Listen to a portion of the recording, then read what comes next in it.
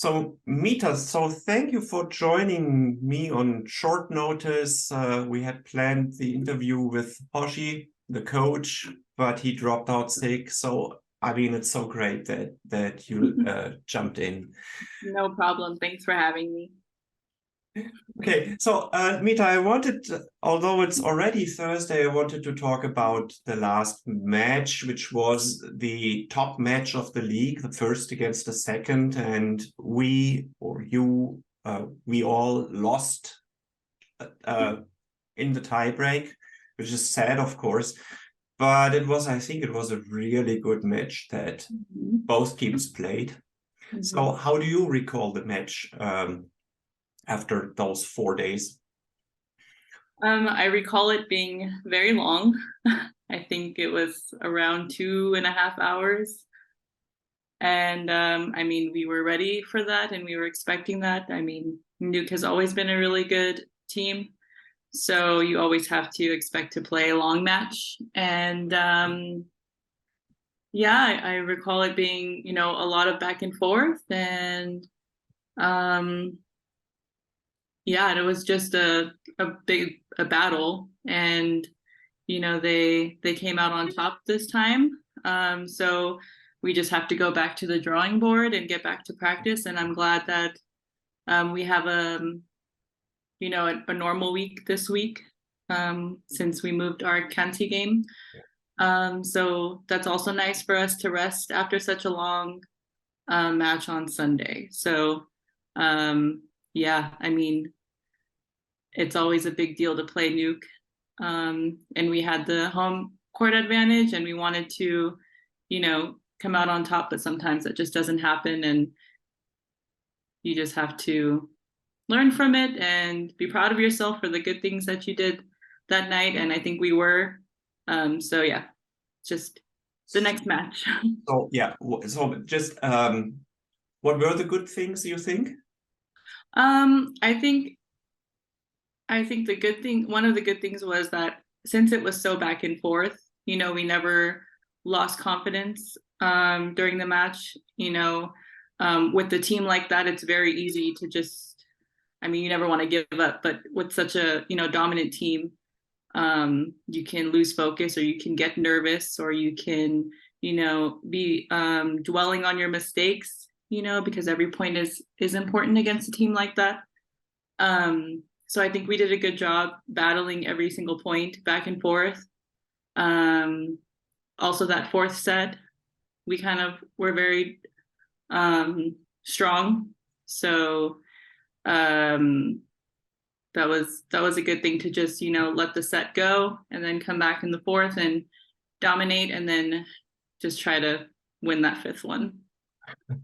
And if you think about them and there will be a next match against them, and most likely more than just one match, more to come. So what are they good at? So what to focus on next time? Well, they definitely have the 3 big Americans. They have 4 Americans, but 3 are very big. So against a not so big team like us, it's just hard to match with their height and their block and spike touch. But I think we did a good job on Sunday, touching and defending. And serving could be a little bit better. But against them, they're just big. But, every team has their weakness. And if you kind of exploit it, then you have a chance. But yeah, they're a very good serving team, very big blocking team. And like I said, the big Americans are definitely aggressive enough, and they still play their usual nuke fast offense. So that's always something that's good about them. Yeah. And then before we move on, I just wanted to mention one special thing during the match, and there was, I think the most spectacular point was Noemi's ones in the third set, I think it was, right? Where she first did the defense with the foot and then made the point even as a libero, right? Yeah. So how did you see that? Those are always fun, and when a libero makes a point in general, it's always a big deal. And she works so hard, and she's so small, but she controls so much of the left side of the court. And yeah, when she made that, I guess, a dig kill, when she dug it and it went over, it was just funny and fun, and always proud of her when she makes a point on her own. Okay, so let's talk about you. So as everybody knows, in the meantime, you were born into a volleyball family. I think you explained once you were, educated by your siblings as a setter. So when did that start? I guess I started, wearing knee pads when I was 10. My uncle's also a coach, so he's actually the one that started me at the club that he was coaching at when I was 10, which is like 3rd grade for Americans. And then, in the summers when I got a little bit older, I would go to my sister because she lived in another state. She lived in Arizona, and she also married a setter. So I would go in the summers and train with them. And yeah, so I guess ever since 10, I was playing volleyball, and I started as a setter. I didn't really have a choice. I wanted to be a libero, actually, and I asked my sister and my brother-in-law one day, and they immediately said no because my defense wasn't good, and it's still not the greatest. So I'm just happy that they said no, and they said, no, you're going to be a really good setter. So I trusted them and kept training as a setter. And yeah, here we are. It came out quite well. I mean, quite often you are MVP of our team. I mean, that's just a choice by one particular person in the match, of course, but as it happens quite often, it can't be that wrong. And also, it's one of the best teams in the league. So it's fair to say you must be one of the best players in the league, actually. Why did you come to Düdingen? I mean, as you're a very good player, you could have many opportunities, I would guess. So why did you decide to come to Düdingen? Well, for a number of reasons, I guess. As you know, I was at Smash a few years ago, and I got injured there. So I never got to play one match. So then I rehabbed in Basel, and then I went to France. So then, when I was in France, I was like, okay, France is great, but it's a little bit too big. I want a smaller country, so that I don't have to travel so much as I'm getting older. And I said, well, Switzerland, I never really got my chance, and I want to kind of redeem myself there, even though there's really nothing to redeem because I didn't play, but I just wanted to, actually play here. And my boyfriend actually works in Basel-Stadt, so that's obviously a plus to be closer to him. And yeah, Switzerland's just a really nice country with nice, 4 seasons. You get to have all the nature, the Alps, and the train system. If you want to travel somewhere on an off day, it's so easy, and Switzerland's just a great country. And so that was what got me into Switzerland, and Dario also wanted me. So I said, why not? Düdingen's always been a top of the league team, so decided to try my luck here, and I like it. I love it. Yeah, we like it too, obviously. How is the contact made? It's made through agents, right? Yes, I have an agent. He's been with me for since I left college, so almost 9-10 years.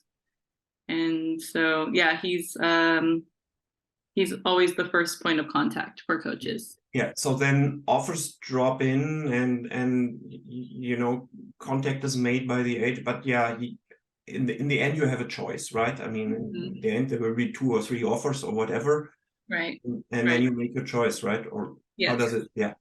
I think, well, for me at least, I usually tell him, I want to try this place if there's anything. And sometimes a coach needs a setter and he asks my agent, and then my agent asks if I would like there, and I say yes or no. Mhm. And yeah, so it's basically my agent doing all the work and I just say yes or no. Mhm. Okay. So let's talk about your job as a setter. When I watch college games, I see that the balls are played very high. It takes an awful lot of time until finally there is an attack, whereas our play is much faster. Mm-hmm. Is that right? I guess it's right, isn't it? Yeah.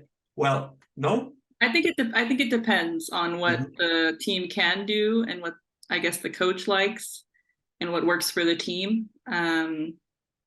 So I think it just depends on the capability of the team and their goal as an offense. Uh-huh. Uh-huh. Did the game change during, say, I mean, it seems to me you play for 20 years now, right? Mhm. Did the game change during that time? Yes, yeah, it definitely did. So when I was growing up, I watched a lot of college volleyball as well. And when you think about the older good teams like USC, and I don't know if they're still doing it, but I don't think they are. But their sets were really high because they had big players. And I think over the last 10 years, the big players are getting faster. And so the game has just evolved to become a faster game. Mhm. And even though the girls are still big and they still touch high, I think it's cool. I like the faster game just because it's not a lot of standing around and watching. And the smaller girls can get in there too with their speed. I mean, my outsides aren't the biggest, but they're fast and they can jump. So yeah, I like the faster offense, and it's definitely evolved from the high moon balls. I think the only team that I've seen is um, Valero. They still play the high, old-fashioned high offense because they've got big girls. But yeah, just depends on, like I said, the capability and the coach's goal. Mhm. So the capability of whom exactly? The setter, or who is the key? I think everybody, the setter and the hitters, that connection also always has to be good, especially when you want a fast offense. The timing has to always be in a small window. Otherwise, It doesn't work, the obviously. point of contact of your attack and your Mhm. swing isn't going to be as effective, I think. Okay. Okay. Um, well, then something else I wanted to ask you, something that it might be a minor detail in the play, but it's so spectacular. Um, Very often we get the scene where two players press the ball on either side of the net, Mm-hmm. and it seems to me that you always win. Maybe not always, but Yeah. very often, Mm-hmm. more often than the others. Yeah. Um, so if you give an advice to younger players, uh, how do you do this? Um, I guess it's the 20 years of experience, and also you have to come up with another secret tactic, I guess, when you're as small as me. I mean, I'm only 173, 174. So you have to think outside the box. But I think in general, setters are always winning those. We call them jousts. Mhm. I think setters are always, because we have really strong hands and really strong shoulders in this position, Yes.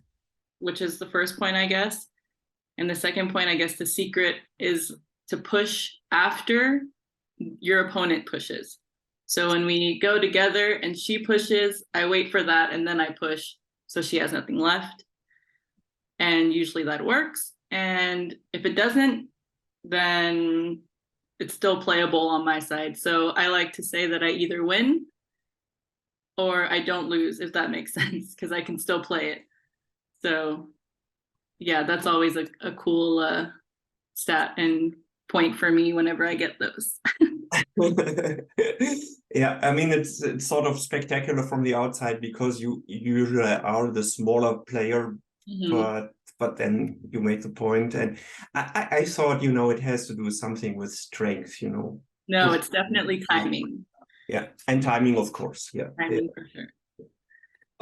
So if we talk about life as a US player in Switzerland, I mean, you speak a lot of German, I actually realized, more than you could think of, right? So when did you learn that? I started learning in Smash. They offered a Deutschkurs there once a week. And then I just ended up liking it, even though it's very, very hard. And then since my boyfriend's from Germany and his family is in Germany, and then I decided to come back, I said, why not just try in case, you know, I end up moving here, or at least I can, you know, communicate, or at least try to communicate with his family. I mean, they can also speak a little English now, but my boyfriend and his family were the main reason why I wanted to try. And when you're here, it's a lot easier to learn a language because you hear it everywhere.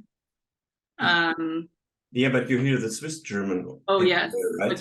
Which is not helpful. Huh? It's not helpful, but I can kind of still practice on listening and understanding my teammates, and they also help me out a lot. And they like to talk to me sometimes, but they also like to speak English. So, so it's fun. I like it, and I still have one lesson a week. So if there is a third season, maybe, you know, Nicole should move you to another apartment with a German-speaking roommate? Maybe. Nothing against Thea, I guess, right? No, no. Great. All right. So then next move in this interview is next match, which will be on Sunday in Aesch, right? And they are not doing that great this season, surprisingly. But I think that's mainly because they lost one player injured, right? So they lost their opposite because of the injury. Now they have a substitute, so it's going to be tough, right? Yep. Yeah. I mean, obviously they have a new coach. And they lost their opposite, who I actually know. I played with her in Hawaii for 1 year. Funny story. And I played with her in Finland for 1 year, so I know her well. So yeah, that was unfortunate. And so yeah, it'll be, and they have this new outside, so it'll be different from the first time we played them, obviously. But I think it'll be a good match. I mean, I think Aesch is always good at home. And yeah, we will just have to play our normal game and do some more film. I think we have more film on. We already did some, and we'll have some more on Saturday. So I think we'll try to get on the same page and try to come prepared on Sunday. Do you have an idea of the new player already? I watched her a little bit when they played Kanti. She's definitely big. She's definitely tall. I mean, and yeah, I'm sure she adds some firepower for them. But it's just one player, and one player can't do the whole job for the whole team. So we'll try to, like I said, come as prepared as we can and try to take as many points as we can, I guess. So they will start the game earlier than planned in the first place, right? It's already at 1:30.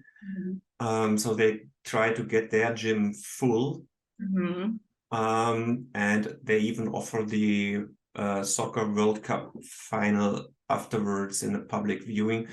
So trying to get even more people in there than usual. Know that. Okay. So for the Düdingen fans, it would be great to come over, right? Yeah. Yeah, for sure. I mean, I think we always have a little a little group of people that follow us and come to support us, and that's always nice. Yeah, so it will be 1:30 in Aesch, and everybody should be there. Yep, it'll be a good one. Yeah, hopefully 3 points, but you never know before the match starts, right? No, you never know. Yeah. All right, so Mita, thank you. That was interesting. Thank you for your time, and well, see you on Sunday. Thank you so much. See you on Sunday.